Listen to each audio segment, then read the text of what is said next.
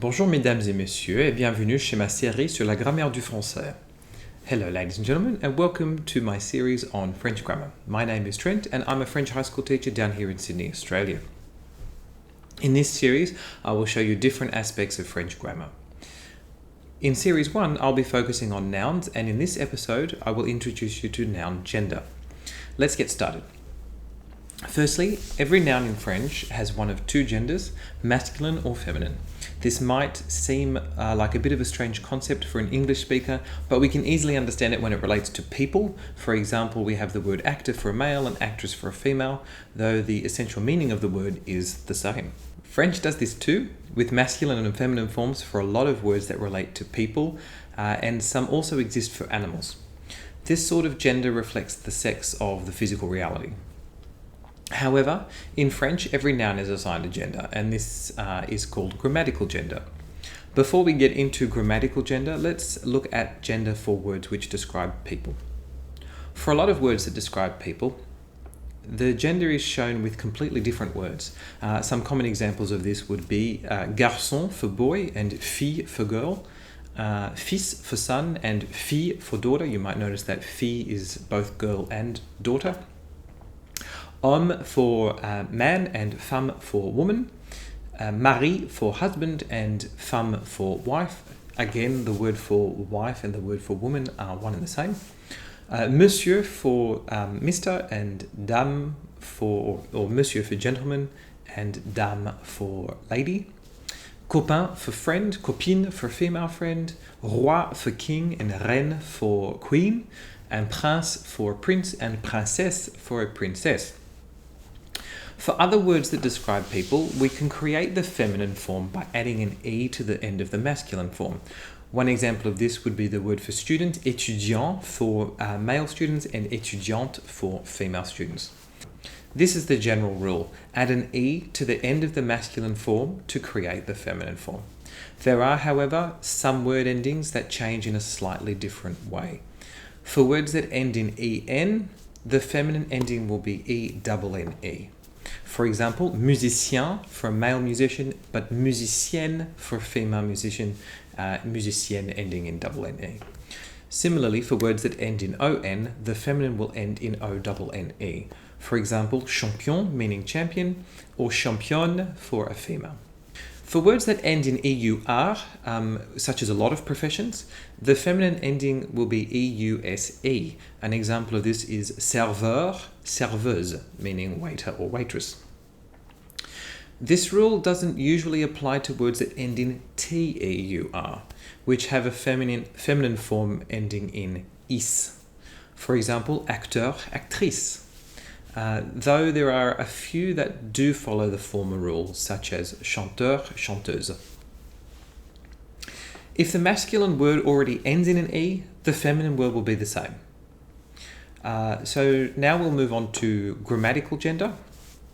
Grammatical gender is a remnant of Latin noun inflection, which affected the way the endings of nouns changed to reflect a concept called case. You might be happy to hear that French no longer inflects its nouns like Latin, but we still do have a system where every noun is either masculine or feminine.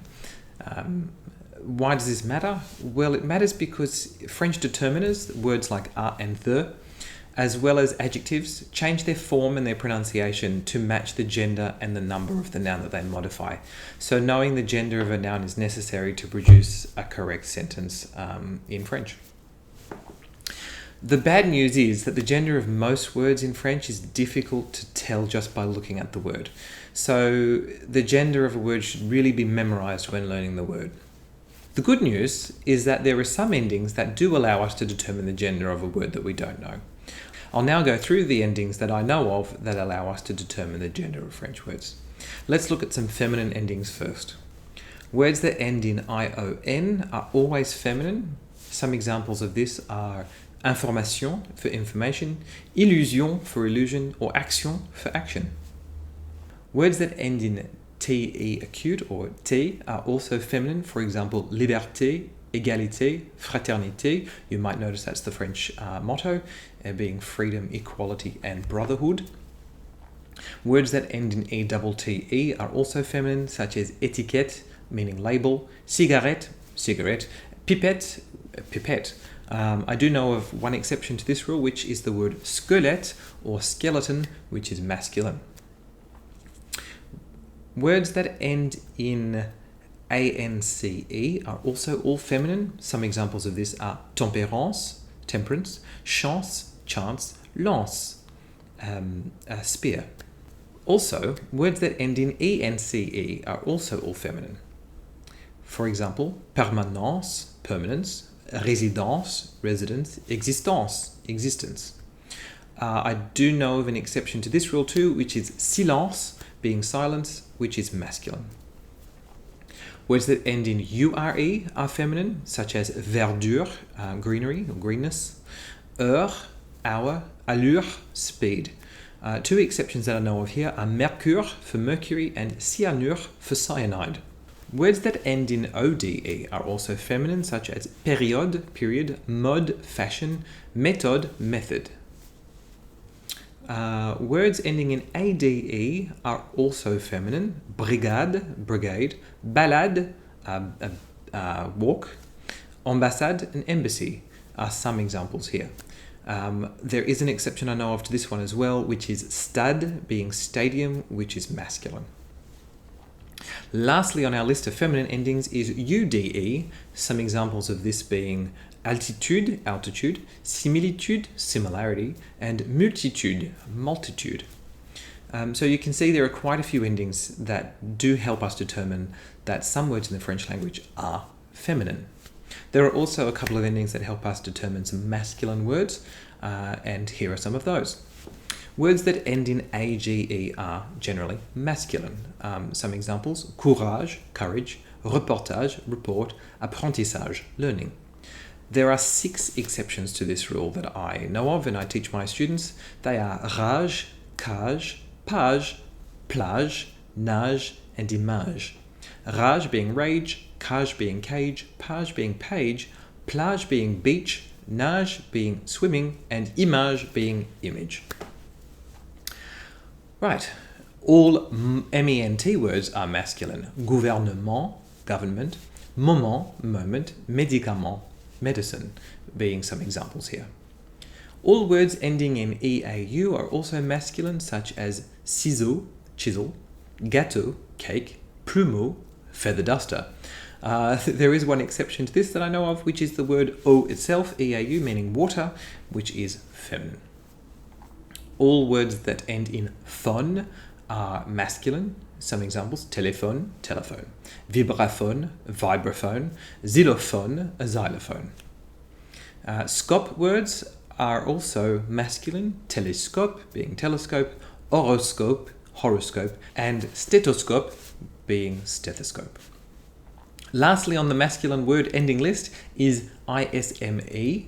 Some examples are organisme, séisme, and racisme, organism, earthquake, and racism, respectively. And that concludes the list of endings that can help us determine some noun genders. A few words of warning: don't apply the rules for words describing people to words that don't describe people. People often think that nouns ending in e are feminine. That is not at all true. There are many masculine words that end in e. You'll notice that isme, isme, is actually on our list of masculine endings, and it itself ends in an e. Similarly, it might be tempting to think that words ending in eur are masculine, but they aren't. There are a lot of words ending in eur that are feminine, such as hauteur, being height, largeur, breadth or width, and grandeur, size. In fact, a lot of nouns that come from adjectives are eur in the endings, and they're all female. And now we'll move on to animals. Some common animals in French, like people, have terms determined by their biological sex. For example, coq for a rooster and poule for a hen. A lot of animals, however, do not have a masculine and a feminine form. For example, souris, mouse, is feminine, even when describing a mouse whose sex is masculine. This can be confusing for non-native speakers because it means that when I talk about a male mouse, I have to use a female she pronoun. which seems unnatural to us, but it is perfectly normal for French people. Well, that is a lot of information. I hope you found today's episode on noun gender useful. If you have any questions, post a comment and I'll try and respond.